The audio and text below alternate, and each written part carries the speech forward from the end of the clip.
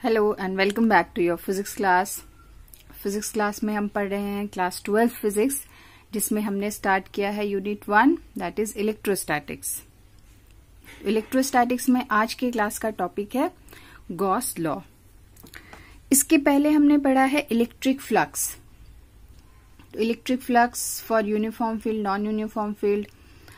तो non uniform field में अगर कोई क्लोज सरफेस हो या यूनिफॉर्म फील्ड में भी कोई क्लोज सरफेस हो तो इलेक्ट्रिक फ्लक्स किस तरह से फाइंड करते हैं, ये सब कुछ हमने देख लिया है। तो गॉस लॉ रिलेट करता है total electric flux through any close surface और उस क्लोज सरफेस के अंदर जितना चार्ज है उन दोनों को रिलेट करता है, यही है गॉस लॉ। तो गॉस लॉ का स्टेटमेंट क्या है देखते हैं।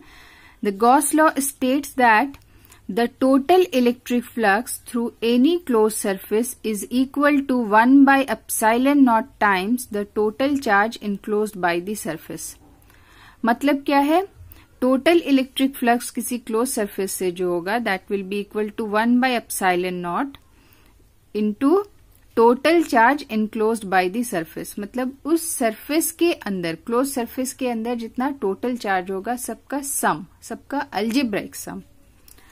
तो मान लेते हैं टोटल चार्ज है किसी क्लोज सरफेस में Q और टोटल फ्लक्स फाई होता है 1/epsilon naught इंटू Q। तो क्लोज सरफेस के लिए इलेक्ट्रिक फ्लक्स को हम लिखते हैं as integration over close surface E.ds, जहां पर ये सरफेस इंटीग्रल है किसी क्लोज सरफेस के लिए।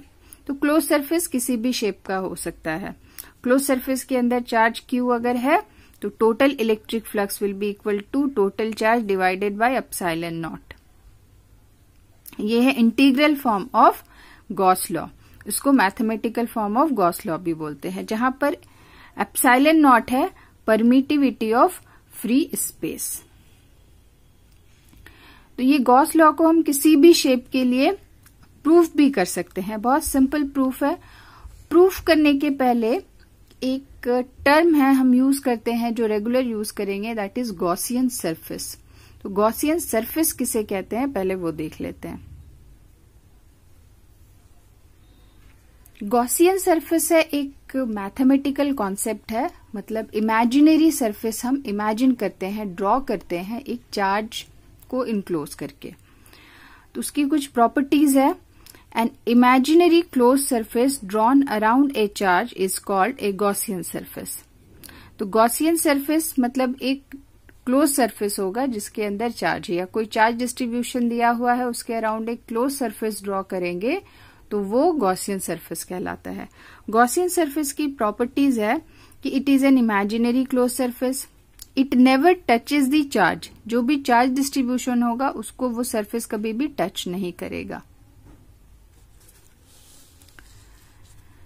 The surface can have any arbitrary shape, किसी भी तरह का शेप हो सकता है, अलग अलग चार्ज डिस्ट्रीब्यूशन पे डिपेंड करता है गॉसियन सरफेस का शेप। तो फॉर ए पॉइंट चार्ज, कोई पॉइंट चार्ज अगर सिंगल पॉइंट चार्ज हो या फिर स्फेरिकल चार्ज डिस्ट्रीब्यूशन है तो उसके लिए जो गॉसियन सरफेस होता है वो स्फेरिकल होता है। और अगर एक लाइन चार्ज हो, मतलब लाइन में चार्ज डिस्ट्रीब्यूटेड हो, इस तरह से चार्जेस अगर डिस्ट्रीब्यूटेड हो एक लाइन में तो उसके लिए जो गॉसियन सरफेस होगा वो सिलिंड्रिकल होगा। और किस तरह से होगा, ये चार्ज को इनक्लोज करेगा इस तरह से सिलेंडर, ताकि ये charge total charge inside the Gaussian surface हो और इसको टच नहीं करता है। तो ये प्रॉपर्टीज है गॉसियन सरफेस की। तो हम गॉस थ्योरम को या गॉस लॉ को प्रूफ करेंगे फॉर एनी क्लोज सरफेस। तो फॉर सिंप्लिसिटी हम स्फेरिकल सरफेस को लेकर प्रूफ करेंगे। बहुत सिंपल सा प्रूफ है गॉस थ्योरम का।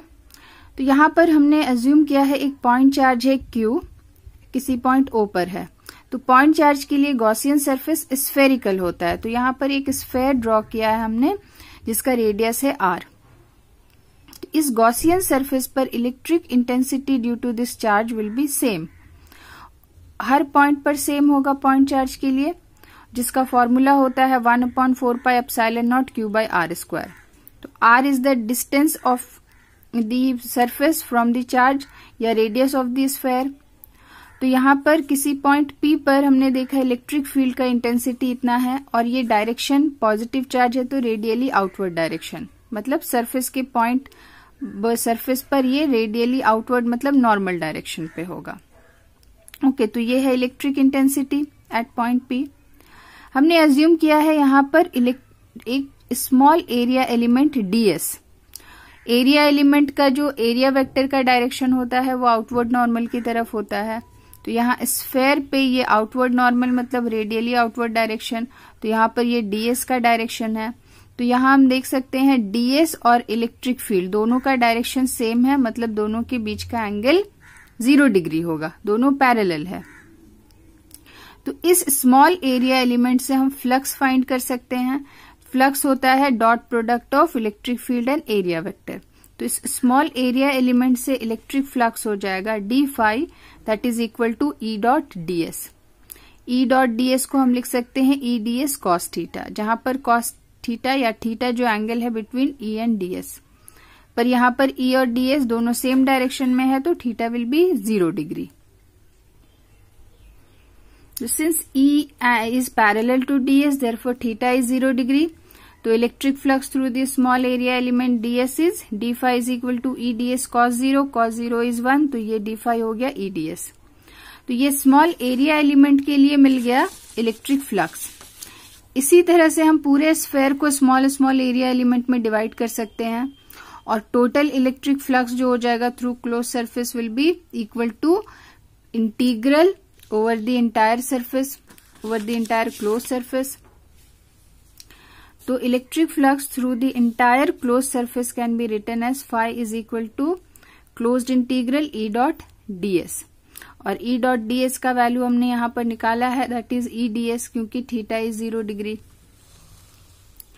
तो E dot ds over the closed surface S will be equal to E यहाँ पर कांस्टेंट है स्फेरिकल सरफेस के लिए, तो E को इंटीग्रेशन से बाहर लिख लिया और ये हो गया क्लोज्ड इंटीग्रल ds। यहाँ पर ये वाला जो टर्म है ये रिप्रेजेंट कर रहा है एरिया ऑफ स्फेरिकल सरफेस। तो स्फेरिकल सरफेस का रेडियस है r, स्फेयर का रेडियस r है तो सरफेस का एरिया हो जाएगा 4 पाई r स्क्वायर। तो यहाँ पर इस इक्वेशन में हमने सब्स्टिट्यूट कर दिया ds का वैल्यू इंटीग्रल ds, तो ये हो गया 4 pi r square E into 4 pi r square. और इक्वेशन 1 में E का वैल्यू हमने ऑलरेडी फाइंड कर लिया था, वो कितना है, इक्वेशन 1 में ये है 1/4 pi epsilon naught q by r square. तो इसको यहाँ सब्स्टिट्यूट करेंगे तो ये E will be equal to 1/4 pi epsilon naught q by r square into 4 pi r square. तो 4 pi r square 4 pi r square cancel हो जाएगा, q bye epsilon naught बचेगा। So flux through the close surface will be q bye epsilon naught and this proves the Gauss theorem. ये Gauss law को हमने simply spherical surface लेकर prove कर दिया।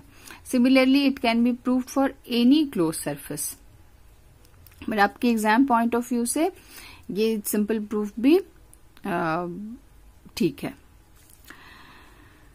Basically हमें गॉस थ्योरम का applications पे फोकस करना है। यहां पर एक चीज देखिए, क्लोज सरफेस के अंदर ये चार्ज Q है। अगर किसी क्लोज सरफेस पे टोटल चार्ज 0 हो, मतलब कोई भी चार्ज नहीं है, तो उस केस में Q विल बी 0। Q 0 हो जाएगा तो टोटल फ्लक्स विल बी 0।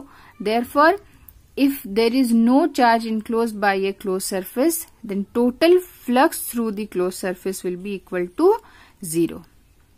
तो यहाँ पर ये याद रखना है, Gauss theorem is applicable to close surface only. तो गॉस थ्योरम यूज करके हम इजीली फ्लक्स फाइंड कर सकते हैं क्लोज सरफेसेस के लिए ही सिर्फ।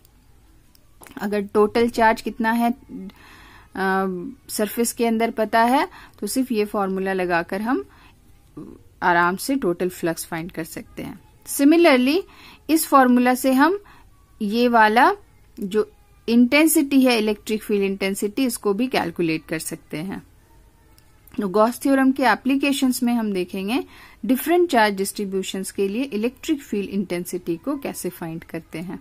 तो आज के क्लास में इतना ही है। इसमें अगर कोई डाउट है तो कमेंट करके पूछिए।